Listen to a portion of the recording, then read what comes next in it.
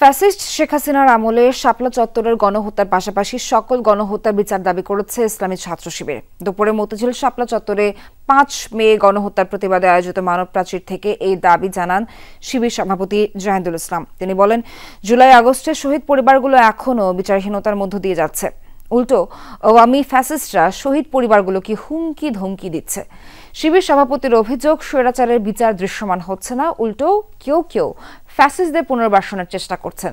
যারা এই চেষ্টা করছেন তাদের পরিণতিও হাসিনার মতো হবে বলে হুঁশিয়ার করেন শিবির সভাপতি। যারা প্রশাসনে আছেন, আপনারা অবশ্যই এই গণহত্যার সুষ্ঠু বিচার আপনাদেরকে করতে হবে। আপনারা মনে রাখবেন, আপনারা সাধারণ কোনো প্রক্রিয়া ক্ষমতায় বসেননি, আপনারা কোনো আইনি প্রক্রিয়া মেনটেন করে ক্ষমতায় বসেননি। তাই গণহত্যার বিচারের জন্য আমাদেরকে কোনো আইনি প্রক্রিয়া, কোনো হাইকোর্ট দেখানোর রাজনীতি করবেন না। আপনারা অতি দ্রুত এই গণহত্যার কার্যকর এবং দৃশ্যমান বিচার ব্যবস্থা আপনাদেরকে করতে হবে।